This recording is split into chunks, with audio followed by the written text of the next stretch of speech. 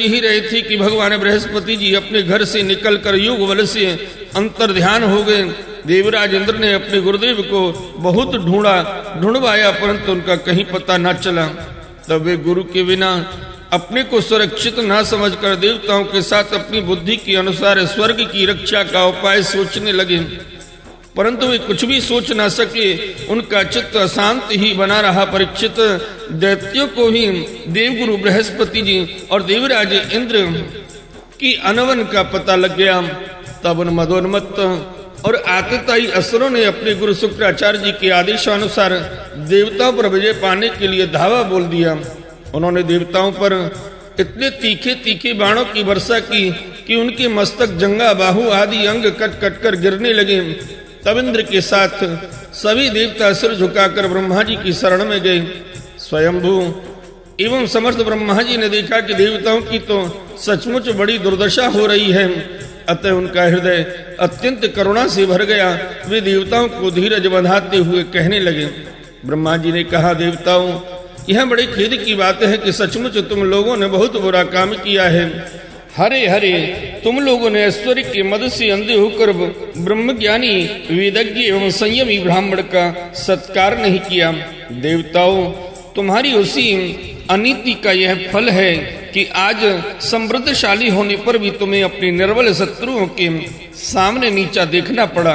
देवराज, देखो, तुम्हारे शत्रु भी पहले अपने गुरुदेव शुक्राचार्य जी का तिरस्कार करने के कारण अत्यंत निर्बल हो गए थे, परंतु अब भक्ति भाव से उनकी आराधना करके वे फिर धन जन से संपन्न हो गए हैं। देवताओं, मुझे तो ऐसा मालूम पड़ रहा है कि शुक्राचार्य को अपना आराध्य देव मानने वाले ये दैत्य लोग कुछ दिनों में मेरा ब्रह्मलोक भी छीन लेंगे। भगवंशियों ने इन्हें अर्थशास्त्र की पूरी शिक्षा दे रखी है। ये जो कुछ करना चाहते हैं उनका भेद तुम लोगों को नहीं मिल पाता। उनकी सलाह बहुत गुप्त होती है। ऐसी स्थिति में वे स्वर्ग को तो समझते ही क्या है। वे चाहे जिस लोक को जीत सकते हैं। सच है, जो श्रेष्ठ मनुष्य ब्राह्मण, गोविंद और गौओं को अपना सर्वस्व मानते हैं और जिन पर उनकी कृपा रहती है, उनका कभी अमंगल नहीं होता। इसलिए अब तुम लोग शीघ्र ही तुष्टा के पुत्र विश्वरूप के पास जाओ और उन्हीं की सेवा करो। वे सच्चे ब्राह्मण, तपस्वी और संयमी हैं। यदि तुम लोग उनके असुरों के प्रति प्रेम को क्षमा कर सकोगे और उनका सम्मान करोगे तो वे तुम्हारा काम बना देंगे। श्री सुखदेव जी कहते हैं, परीक्षित, जब ब्रह्मा जी ने देवताओं से इस प्रकार कहा तब उनकी चिंता दूर हो गई। वे तुष्टा के पुत्र विश्वरूप ऋषि के पास गए और उन्हें हृदय से लगाकर यूं कहने लगे। देवताओं ने कहा, बेटा विश्वरूप, तुम्हारा कल्याण हो। हम तुम्हारे आश्रम पर अतिथि के रूप में आए हैं। हम एक प्रकार से तुम्हारे पितर हैं, इसलिए तुम हम लोगों की समयोचित अभिलाषा पूर्ण करो। जिन्हें संतान हो गई हो उन सत्पुत्रों का भी सबसे बड़ा धर्म यही है कि वे अपने पिता तथा अन्य गुरुजनों की सेवा करें। फिर जो ब्रह्मचारी हैं उनके लिए तो कहना ही क्या है। हे वत्स, आचार्य वेद की पिता ब्रह्मा जी की भाई इंद्र की और माता साक्षात पृथ्वी की मूर्ति होती हैं।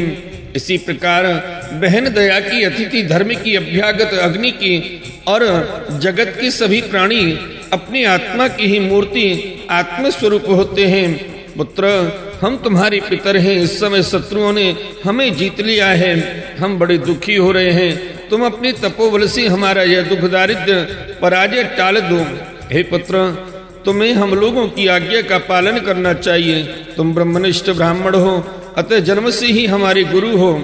हम तुम्हें आचार्य के रूप में वर्ण करके तुम्हारी शक्ति से अनायास ही शत्रुओं पर विजय प्राप्त कर लेंगे।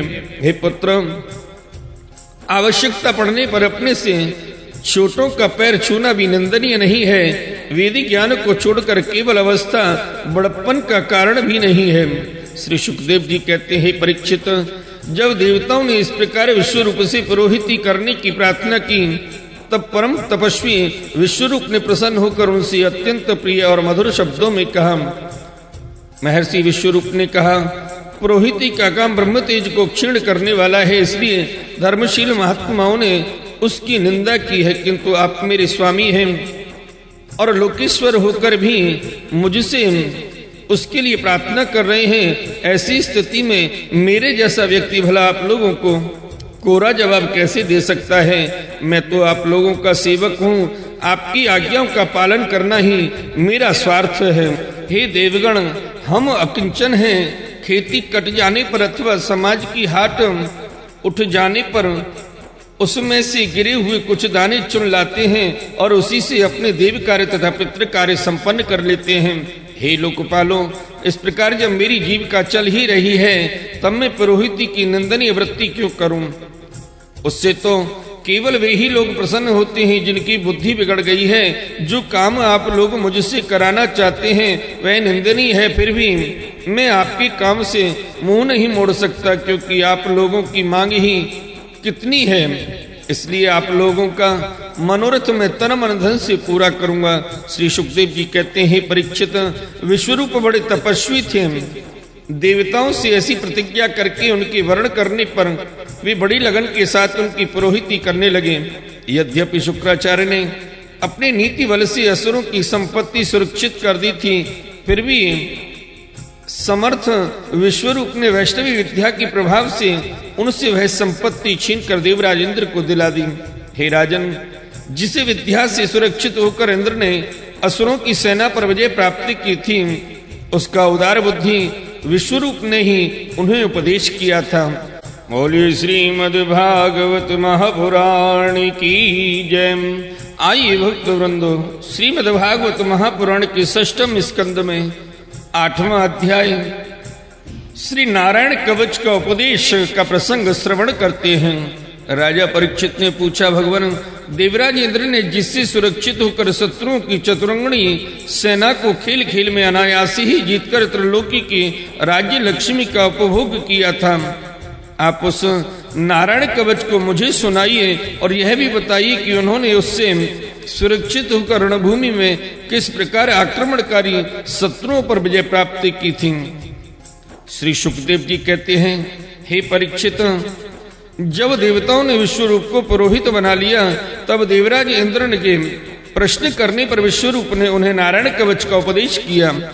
तुम एकाग्र चित्त से उसका श्रवण करो। विश्वरूप ने कहा, देवराज इंद्र, भय का अवसर उपस्थित होने पर नारायण कवच धारण करके अपने शरीर की रक्षा कर लेनी चाहिए। उसकी विधि यह है कि पहले हाथ पैर धोकर आचमन करे, फिर हाथ में कुश की पवित्री धारण करके उत्तर मुंह बैठ जाए।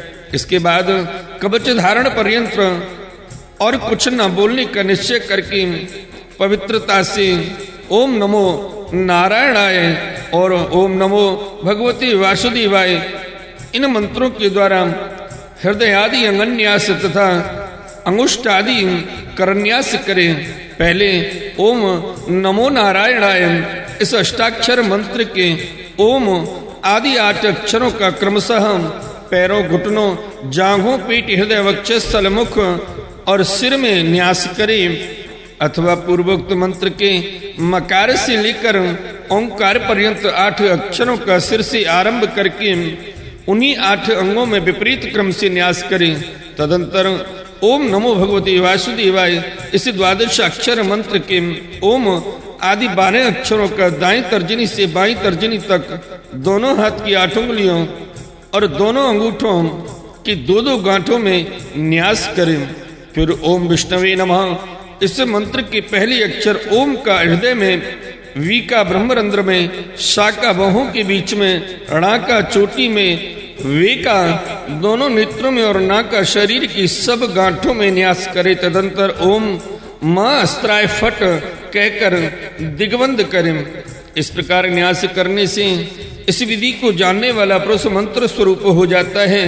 इसके बाद समग्र ऐश्वर्य, धर्म, यश, लक्ष्मी, ज्ञान और वैराग्य से परिपूर्ण इष्ट देव भगवान का ध्यान करें और अपने को भी तद्रूप ही चिंतन करे। तत्पश्चात विद्या, तेज और तपह स्वरूप इस कवच का पाठ करें।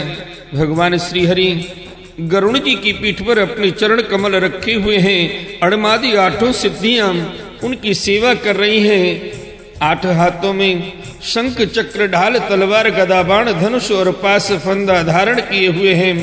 वे ही ओंकार स्वरूप प्रभु सब प्रकार से सब ओर से मेरी रक्षा करें। मत्स्य मूर्ति भगवान जल के भीतर जल जंतुओं से और वरुण की पास से मेरी रक्षा करें। माया से ब्रह्मचारी का रूप धारण करने वाले वामन भगवान स्थल पर और विश्व रूप विचित्र क्रम भगवान आकाश में मेरी रक्षा करें। जिनकी घोर अट्टहास से सब दिशाएं गूंज उठी थीं और गर्भवती दैत्य पत्नियों की गर्भ गिर गए थे, वे दैत्य यूथ पतियों के शत्रु भगवान नरसिंह किले जंगल रणभूमि आदि विकट स्थानों में मेरी रक्षा करें। अपनी दाढ़ों पर पृथ्वी को धारण करने वाले यज्ञ मूर्ति वराह भगवान मार्ग में परशुराम जी पर्वतों के शिखरों पर और लक्ष्मण जी के सहित भरत के बड़े भाई भगवान रामचंद्र प्रवास के समय मेरी रक्षा करें। भगवान नारायण मारण मोहन आदि भयंकर अवचारों और सब प्रकार के प्रमादों से मेरी रक्षा करें। ऋषि श्रेष्ठ नर गर्भसी योगेश्वर भगवान दत्तात्रेय योग के विघ्नों से और त्रिगुणाधिपति भगवान कपिल कर्म बंधनों से मेरी रक्षा करें। परम ऋषि सनत